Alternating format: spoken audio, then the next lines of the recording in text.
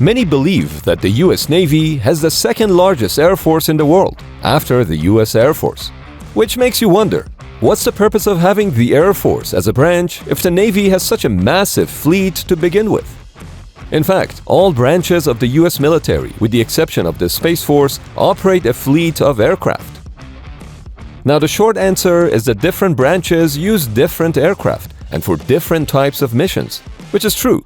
But why all branches of the US military have one aircraft in common? Why the Air Force used to be part of the US Army and what caused it to become an independent branch?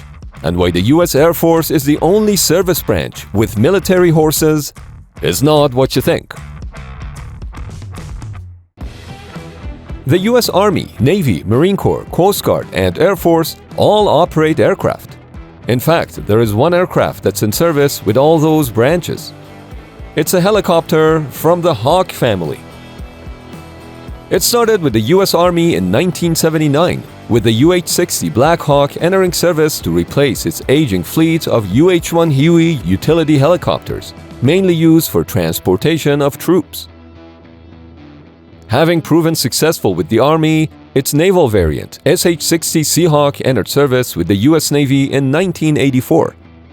The Seahawk is primarily used for anti-submarine warfare and vertical replenishment.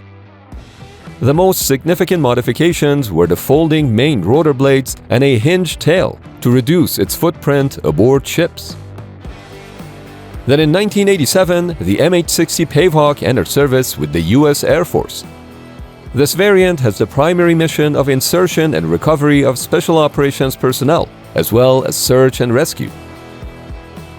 A couple of years later, in 1990, the Coast Guard brought the HH-60 Jayhawk to help them with search and rescue, law enforcement, and even military operations. And let's not forget the VH-60 Whitehawk, operated by the US Marine Corps, which is used to transport the President under the call sign Marine One. As you can see, once a branch starts operating an airframe, the others may follow suit. That said, they cannot operate any type of aircraft that they want, and this limitation has its roots in the history of the Air Force. Today, aerial drones used by both sides in the Russo-Ukrainian war highlight the importance of aerial observation. Similarly, prior to 1947, when the Air Force was part of the US Army, the primary mission of airplanes was auxiliary support for the ground forces. Airplanes played a key role in the effectiveness of artillery fire by observing where the shells were landing and then reporting back information that was vital to the adjustment of artillery fire. But during World War II, it became obvious that airplanes could do much more than just supporting ground troops. So in 1947, the US Air Force was once and for all established as a separate branch of the US Armed Forces, with focus on independent air operations and strategic air attacks. This meant that the Army's air assets had to be redistributed.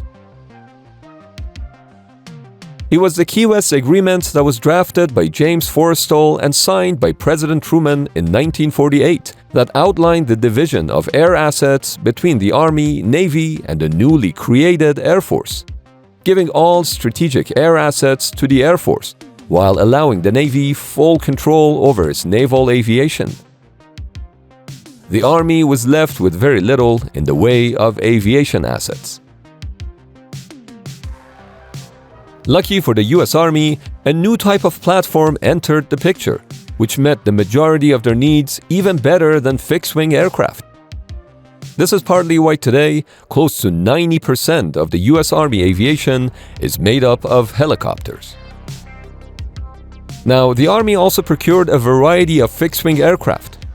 But in 1966, under the Johnson-McConnell Agreement, the Army agreed to limit its fixed-wing aviation role to administrative mission support, which resulted in giving up its DHC-4 Caribou tactical airlifter to the US Air Force.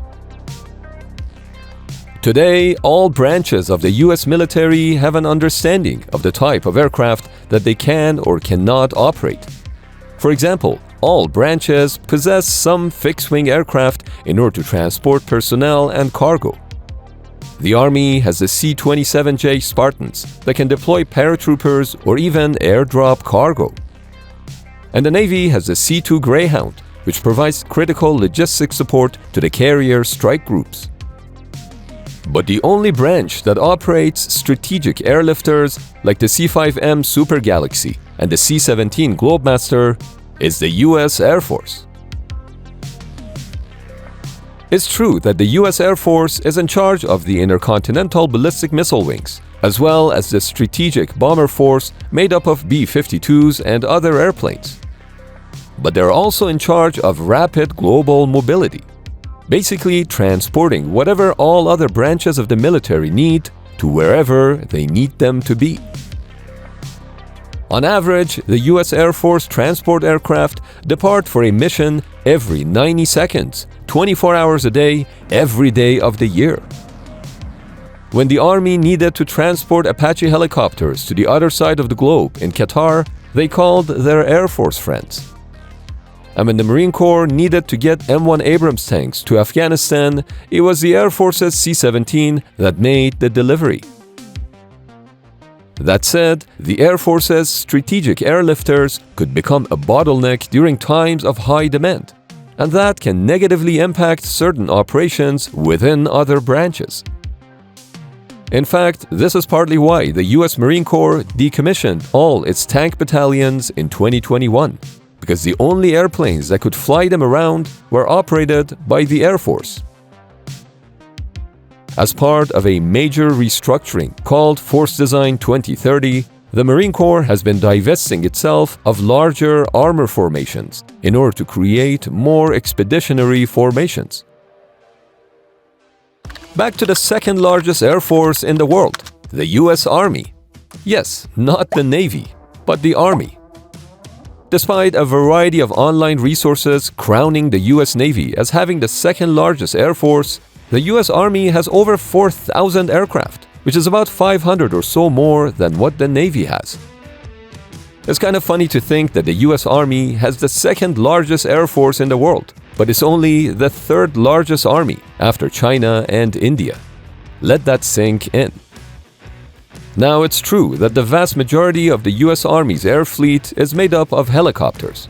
But I wouldn't be so quick to discount the lethality of attack helicopters versus fighter jets. In fact, in 1978, the US Air Force and Army experimented air combat compatibility between jet fighters and attack helicopters. The program was called JCATCH, short for Joint Countering Attack Helicopter, and the results surprised everyone. When fighting at close range with guns, helicopters proved extremely dangerous to the fighters, racking up a 5-to-1 kill ratio over the fighters.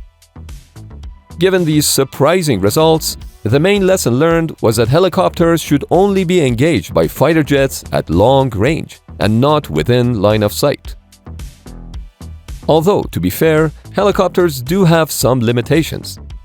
Generally speaking, they're much slower, have a shorter combat range, and cannot operate at higher altitudes when compared to fixed-wing aircraft, and this limits what you can do with them.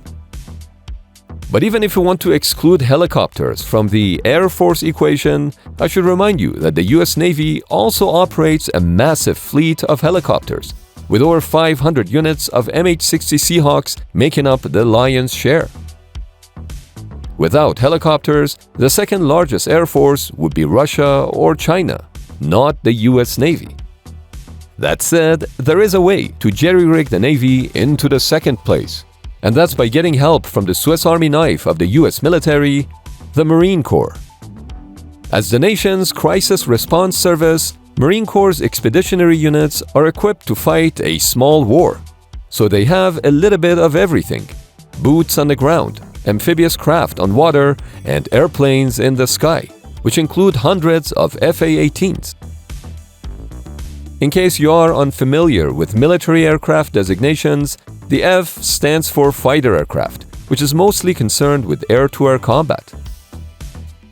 The A, on the other hand, is for attack aircraft, which is mostly used for close air support and naval air-to-surface missions. It is the latter capability that's often leveraged by FA-18s that support Marines' missions on land. Since the Marine Corps falls under the Department of the Navy, by excluding helicopters and including the Marine Corps, the US Navy could be the second largest air force in the world. The Coast Guard Air Fleet is mainly concerned with patrolling the waters for the purpose of law enforcement as well as search and rescue. Even though it falls under the Department of Homeland Security, during wartime, if ordered by the President or Congress, the Coast Guard will report to the US Navy. When it comes to its air fleet, the Coast Guard employs variations of C-130 Hercules for long-range missions, the MH-60 Jayhawk for medium-range missions, and the MH-65 Dolphin helicopters, which is their workhorse for short-range operations. Speaking of horses, the US Air Force is the only branch that has military working horses.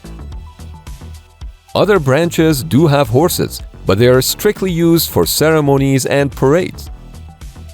The Air Force horses, on the other hand, are used for patrolling remote and inaccessible areas. Currently, the only remaining military working horse patrol unit is assigned to the 30th Security Force Squadron at Vandenberg Air Force Base in California. In 2017, when an RQ-4 unmanned aircraft crashed in the mountains of Inyo National Forest in California, it was these very horses that helped find the remains.